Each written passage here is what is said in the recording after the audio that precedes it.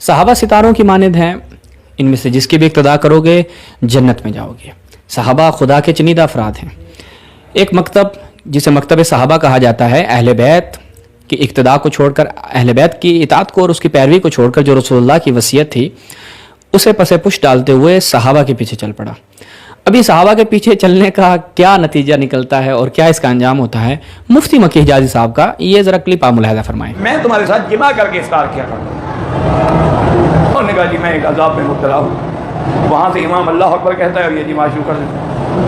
یہ تو اپنی خواہش پوری کر کے غسل کیا، بھاگ گیا، نماز میں پہنچ گیا۔ میں عورت کی درجہ ہوں، میرے آخر بال ہیں، پانی سے خشک ہوں گے، نہاؤں گی، پھر جا کے نماز پڑھوں گی۔ دوسرے کمرے میں بچے جو ہیں افطار دسترخوان پہ بیٹھے ہوئے اور یہ یہاں اندر افطار کر رہا ہے۔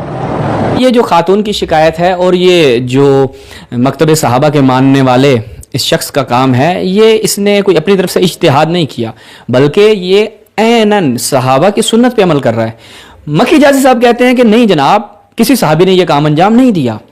مکی حجازی صاحب کیوں کسی نے یہ کام انجام نہیں دیا؟ آپ کے نہایت ہی با تقوی صحابی جن کے بارے میں آپ کے اپنے علماء اہل سنت کا کہنا ہے کہ صحابہ میں جو سب سے زیادہ با تقوی شخصیت تھی وہ جناب ابن عمر تھے، اور وہ کیا کرتے تھے؟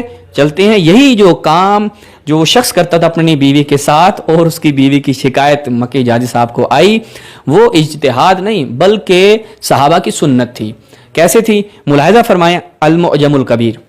المعجم الکبیر میں ابن سیرین نقل کرتا ہے کہ جناب ابن عمر صاحب کیا کرتے تھے؟ وہ افطار کس چیز سے کرتے تھے؟ جمع کے ساتھ افطار کرتے تھے۔ یہاں پر مؤذن جو ہے وہ اللہ اکبر کہتا تھا اور یہاں پر جناب صحابہ کے پیچھے چلنے والے بسم اللہ پڑھ دیتے تھے۔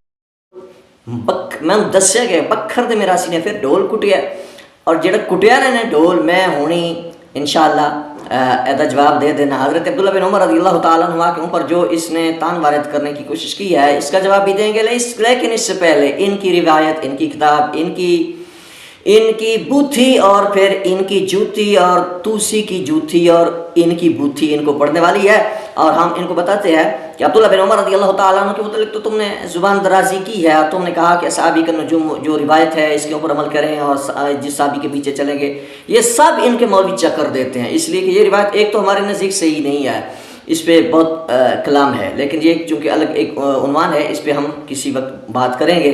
لیکن اصحابی کا نجوم والی روایت ان کی کتابوں میں ان کے روات، ان کی اسانید جو ہیں ان کے ذریعے سے بھی یہ روایت آئی ہوئی ہے، اور بعض جگہ انہوں نے یہ تعویل بھی کی ہے کہ صحابی سے مراد اہل بیت ہے۔ لیکن حدیث ثقلین کو بھی دیکھ لیں جس کے بارے میں یہ کہتے ہیں کہ اہل بیت کی اتباع کا حکم دیا گیا ہے، تو حضرت عیسیٰ بن زید جو اہل بیت میں سے ہیں، اور خود زید اہل بیت میں سے ہیں، امام زین العابدین کے بیٹے ہیں، اور حضرت عیسیٰ بن زید نے امام جعفر کو یہ جو کہا بقول آپ کی کتاب کے کہ جے تسی بولے ہو تو میں تھونی مال دیاں گا تیری، ذرا تسی بھی عیسیٰ بن زید کی جو ہے وہ بات پر عمل کرتے ہوئے، ان کے پیچھے چلتے ہوئے، ان کی اتباع کرتے ہوئے ذرا امام کو یہ کہیے۔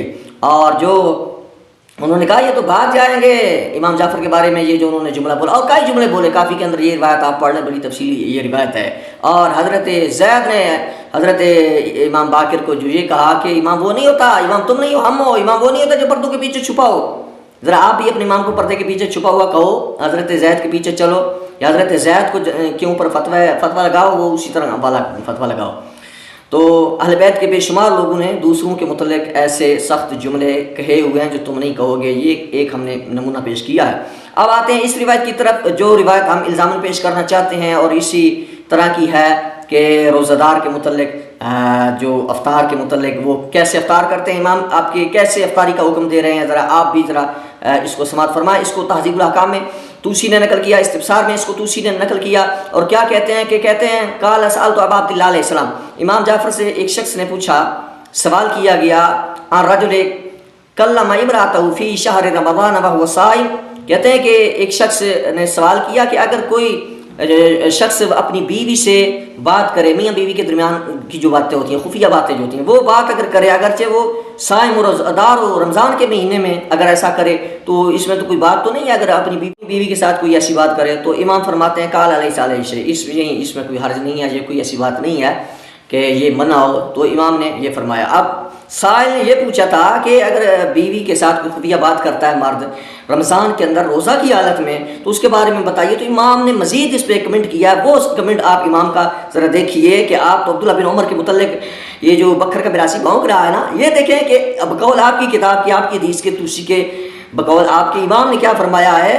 امام کہتے ہیں کہ ول مباشرت لیس بہا باس, کہتے ہیں کہ مباشرت بھی کر جائے تو پھر بھی کچھ نہیں ہے, کوئی حرج نہیں اس میں. یعنی چھک بھی جائے روزے کی حالت میں, رمضان کے مہینے میں روزے کی حالت میں اگر چھک بھی جائے تو کوئی فرق نہیں پہنتا, مباشرت بھی کر لے تو کوئی فرق نہیں پڑتا.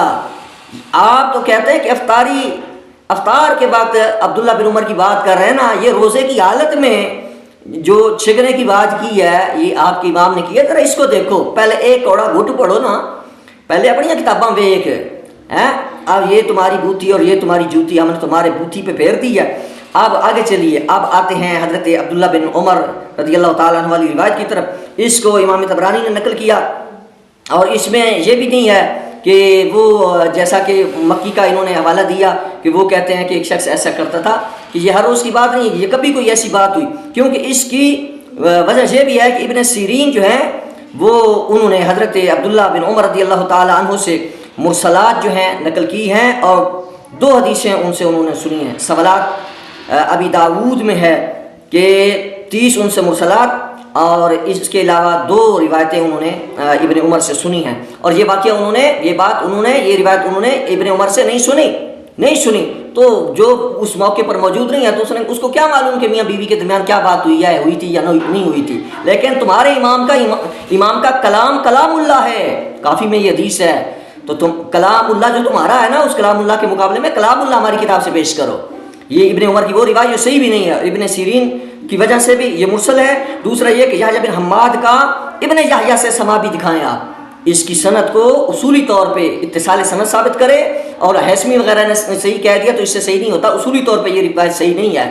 پھر جیسا کہ کئی روایتیں صحیح نہ ہوں تو تم کہتے ہو یہ قالا کا لفظ ہے بالجزم, یہ صحیح ہے, صیغہ بالجزم کے ساتھ تو یہ صحیح ہے. اور مسلم کی حدیث ہم نے ان کے سامنے پیش کی تو ان کی ماسی شریفہ نے کہا کہ ضعیف ہے. حالت ان کی یہ ہے کہ صحیح کو ضعیف اور ضعیف کو صحیح کہتے ہیں. جب ان کی کھوتی ہے نتیجے تو کھوب جاتی ہے تو ادو انہوں ایک گلاں یاد آدیاں نے.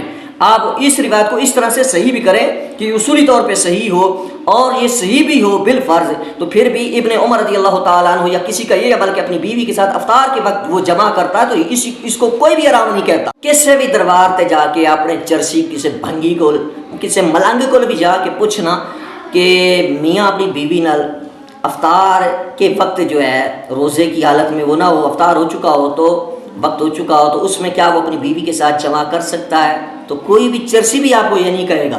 لیکن جو بات بقول توسی کی روایت کے آپ کے امام نے کہی ہے نا, اے بھی کسی بھنگی کو پوچھ کے بیک, ابے کو پوچھ کے بیک, میرا سیا بکھر جا کے بکھر تے بڑے میرا سی کو پوچھ, پیو کو پوچھ, وہ بھی تینوں دسے گا کہ اے جڑی گل ہے نا عبداللہ بن عمر تے گل کرنا تو پہلے سوچنی چاہیے سی تینوں.